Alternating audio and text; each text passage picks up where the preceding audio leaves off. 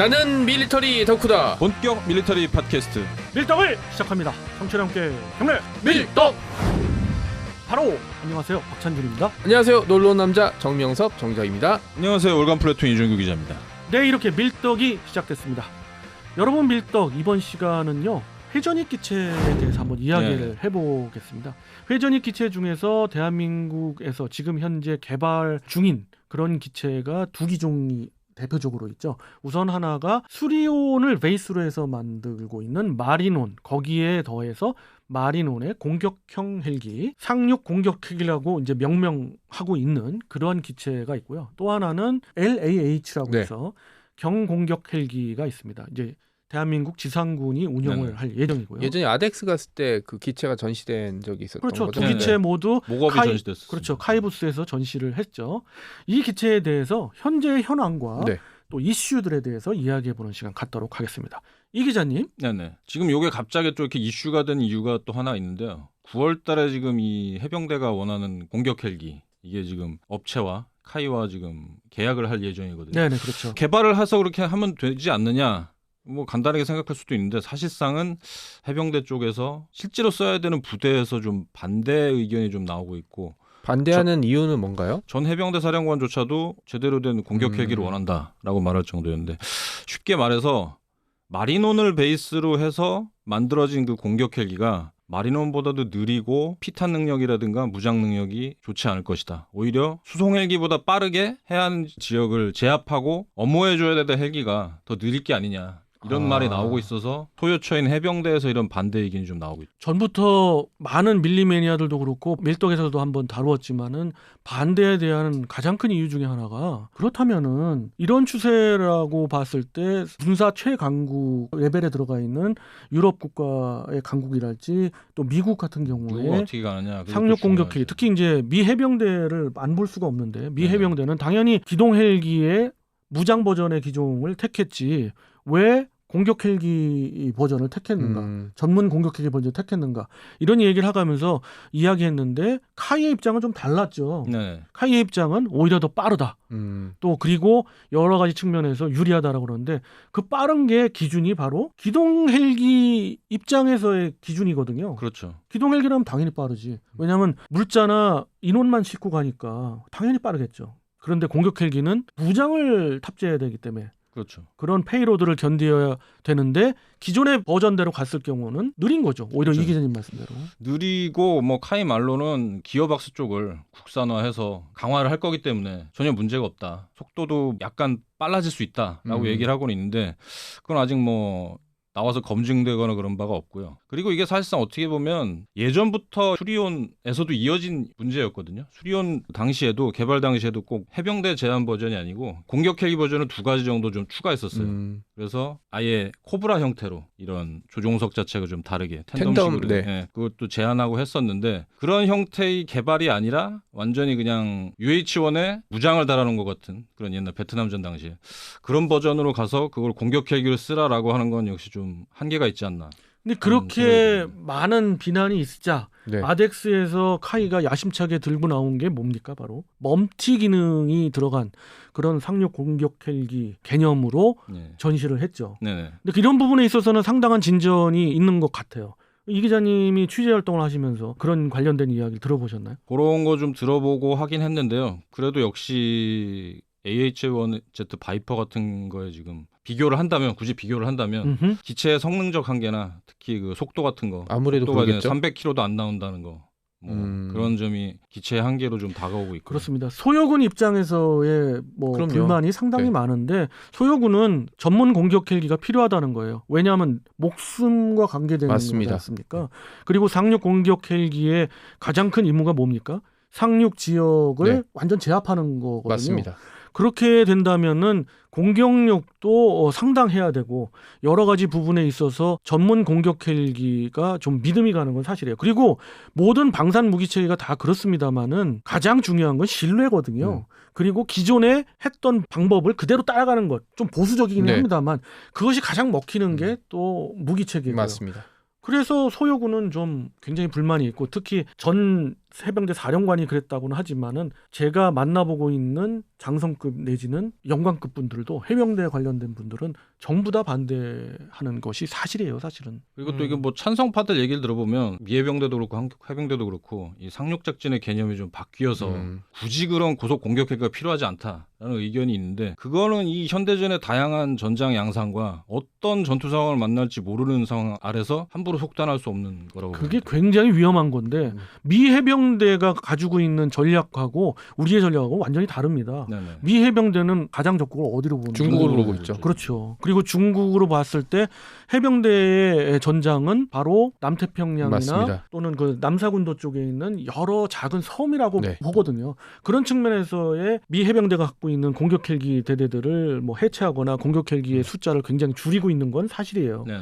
그렇습니다만 그것이 우리가 지금 도입하려고 하는 상륙 공격 헬기하고의 개념하고는 전혀 안 맞는 거예요. 우리는 한반도 유사시에 무슨 일이 특정 터질지 아무도 모르죠. 지역에 그리고 북한 지역을 예상하고 상륙을 해야 되거든요. 맞습니다. 그렇기 근데 때문에 거기서 뭐 초수평선 상륙적 작전을 논한다는 건 좀 어불성설이 있죠. 그렇죠.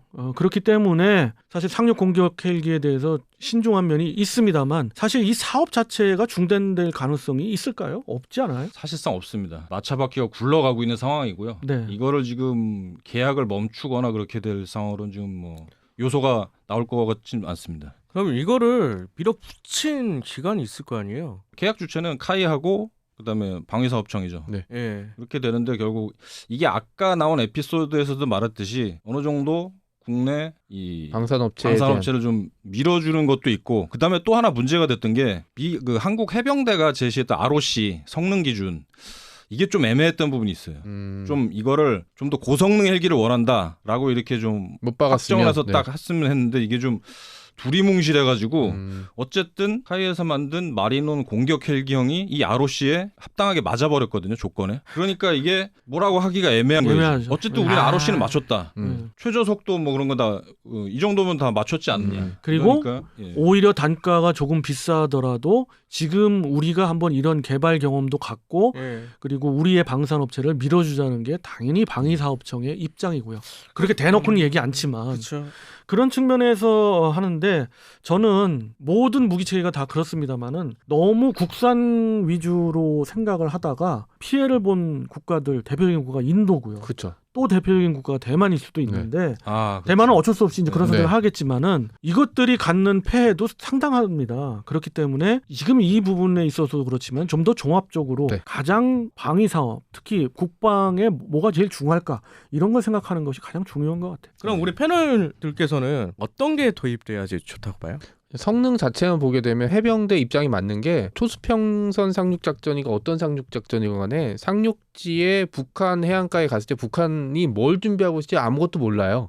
진짜로 뭐 석궁 같은 거 들고 나타날 수 있고 뭐 이상한 미사일 들고 나타날 수 있는데 이런 변수들을 다 제거하고 해병대가 무사히 상륙하게 만들려면 가급적이면 고성능. 그래서 저는 코브라 얘기 많이 하시는데 그 영국처럼 그냥 해상형 아파치? 저랑 의견이 똑같으시네요. 네네. 해상형 아파치가 낫죠. 왜냐하면 육군이 사용하고 있으니까 이제 여러 가지 교육도 편하고 훈련도 편하고. 네. 아파치와 코브라, 그러니까 최신형 코브라를 비교해봤을 때 미 해병대가 최신형 코브라를 쓰고 있기는 하지만은 우리가 유지보수 측면에서 아파치를 그럼요. 쓰고 있기 네. 때문에 그 부분 굳이 외산을 도입한다면 네네. 아파치 쪽에 저는 손을 들고 싶고 그리고 실제 우리가 이제 도입을 해야 한다고 했을 때라도 마리논 가지고는 좀 부족하지 않느냐는 게 솔직한 심정이에요. 이것을 저희가 얘기한다고 해서 뭐 사업이 좌초되거나 그렇죠. 내지는 뭐 중단될 그런 그렇게 수도 영향을 없겠습니다만은 줄 수 있으면 정말 그건 대단한 거지만 그렇죠. 네. 다만 반드시 제가 예견할 수 있는 부분은 지금의 마리논 가지고는 안 되기 때문에 이건 이제 첫 시작에 불과하고 바로 마리논의 업그레이드랄지 또 다른 개념의 상륙 공격 헬기 사업이 추가되지 않을까. 그러니까 공격 헬기라고 부르는 공격 전용 헬기, 그러니까 텐덤 좌석에다가 순수하게 무기와 연료만 탑재해서 할 수 있는 이렇게 그런- 좀 길다란. 그렇죠. 그런 공격용 헬기들이 이제 필요한 시점이죠. 그래야지 이제 육군도 교체할 수 있고 해군도 이제 사용할 수 그렇습니다. 있으니까. 그 부분에 있어서 카이가 이제 주장하는 게 그거죠. 병렬식이 요즘의 추세다라고 그러는데 요즘의 추세를 아무리 봐도 병렬식은 아닌 것 같기도 해요. 뭐 러시아를 보고서 그러나 엘리게이터고 싶기는 딱 하나 있죠. 것 같은데 네. 그것이 상륙 공격 헬기에서 그렇게 중요한 건 아닌 것 같고요. 공격력이 어떻게 네. 되며 생존성이 그 속도가 얼마나 되느냐. 어떻게 되며 네. 충분한 공격력을 발휘할 수 있는 것이 가장 중요한 것 같고 멈티는 사실 아파치에서 충분히 해결할 수 있는 부분이에요. 해결할 수 있고 가능한 네. 부분이죠. 그걸 굳이 뭐 새롭게 뭘 한다고 이제 포장 비슷하게 하는데 그 부분은 좀 논리적이지 않은 것 같고 그렇습니다. 그럼에도 불구하고 우리는 마리논의 공격형 버전인 상륙 공격 헬기를 해병대가 가질 수밖에 없고 그 이후에 어떻게 될지는 모르겠습니다만은 제 의견으로는 제 견해로는 얼마 안 있어서 2 버전이 업그레이드가 될 것 같다. 마리논 2. 예.